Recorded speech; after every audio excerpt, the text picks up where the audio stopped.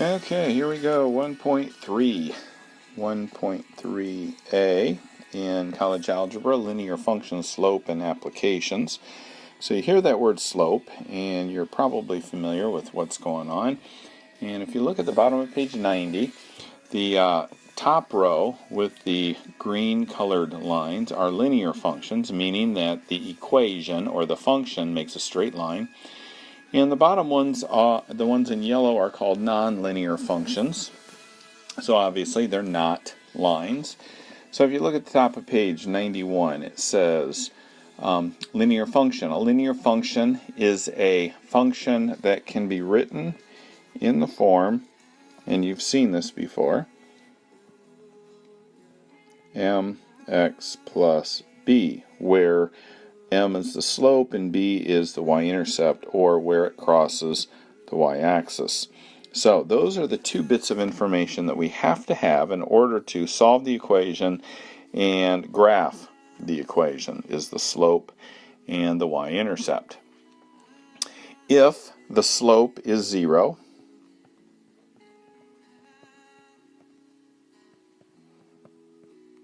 these will cancel out, and my f of x then equals b, or just the y-intercept. Okay, that's called a constant function because this is always going to be a number. It's always going to be a constant.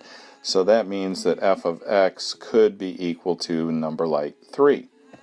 So if that's the case, it's kind of like, remember when I said earlier that that's basically a y equals 3. And if I have something like y equals 3, let's see if I can get rid of, I can't get rid of that graph. I have my x value can be any number in the whole wide world as long as y is 1, 2, 3. So when you're graphing this, you're just going to get a horizontal line that goes through the point 3. And x can be anything, and y is going to always be 3 no matter what number you put in for x. So when you have a constant function, you have a horizontal line. So when you have your function equal to a number, it's always going to be a horizontal line. Now, what happens here if we have our b being 0? So y, or f of x, equals mx plus 0. That means that doesn't exist, right? So y equals a number, m, our slope, times x. But not only are we interested in b being 0, but we're also interested in m equaling 1. So b is 0 and m is 1. So if that's the case, we have 1x, or just x, y equals x. And when that is true, that means we have what is called an identity function. An identity function is when we have y equals x, we have a 45-degree angle that goes through the origin like that, because whatever x is, y is going to be the same thing. So it's going to go over 3, up 3, over 6, up 6, over 8, up 8. Okay, so if x and y are the same, we're going to get a 45-degree angle, because we get a 45-degree angle when the two sides are the same. So if this is 3 and this is 3, we are going to have to get a 45-degree angle. Alright, so that is the identity function, because y and x are equal to each other. Alright, so that brings us to horizontal lines and vertical lines. Horizontal lines are given, in fact we just went over that when we were talking about the constant function, where y equals b, or y equals the y-intercept, or f of x equals b. Okay, so that means that if we know what y equals and there's no x, we get a horizontal line. Okay, so when y equals b. Vertical lines are given when x equals a. Okay, so when x equals a, then we get a vertical line. And when we have a vertical line, it has no slope, and it also is not a function. And what that means when I say x equals a is x equals any number. So if y equals a number, we get a horizontal line because we go up 1, 2, 3, 4, and we get our horizontal line right there.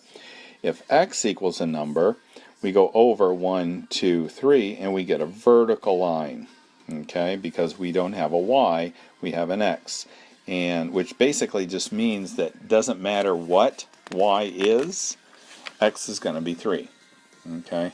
So that's the pattern that we're looking for there. All right, so 92, the linear function f of x equals mx plus b. And again, we're using that slope-intercept form of an equation for a linear equation because they can all be written like that. All right, so we've got two different graphs here. We have a linear function, which gives me a graph that's going to look like this.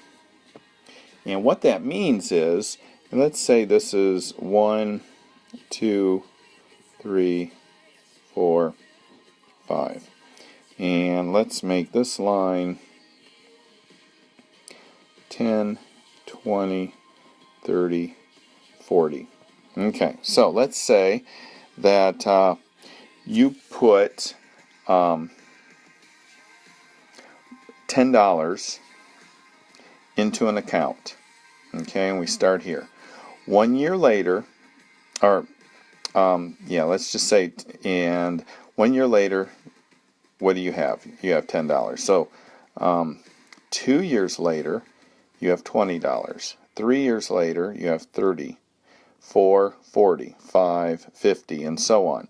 So this amount climbs the exact same amount from year to year. Okay, it climbs $10 every year. Here it's $10, here it's $20, here it's 30, so it climbed a constant rate of $10. Okay? If I have another graph, and I have a graph that goes like this, what happens here?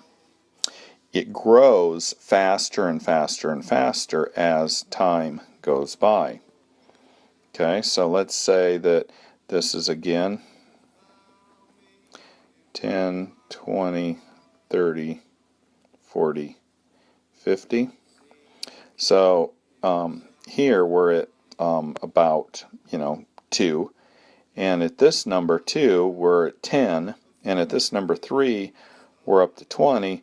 At 4, we're up to about 40, or closer to 50. So see how it grows a lot faster? It's not constant. It's not $10 every year, constantly the same. Okay? It is what is called a nonlinear function, and it does not give us a constant change. Okay? A way to distinguish linear from nonlinear functions is to look and see if it has a constant change or a non-constant change. If it does not have a constant change, it is a nonlinear function. It means it's going to have some kind of a curve. A constant change will be a straight line because as you go over to the right, you're going up the exact same amount for every point or every coordinate on the x-axis. You're going to go up a constant amount on the y-axis. It's not necessarily going to be the same value here. So, I mean, here it changed one value every time, and here it changed 10, but it changed 10 every time. It constantly changed 10 as we went to the right. Okay? So, we have a rate of change, and this rate of change was 10, right? It changed 10 every time we went along here.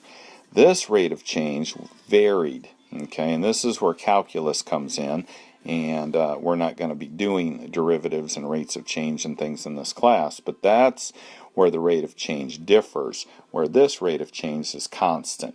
All right, so that brings us to that bottom table on the bottom of page 92, and it is talking about the slope. I'm going to take a picture there and put it on here. All right, so you have used this before, rise over run. You have also used this, let me get a different color of blue here. You've also used this here. That's the change in y over the change in x, or the rise over run. And where they get that is they name this point right here over x up y. Okay, they name it x1, y1.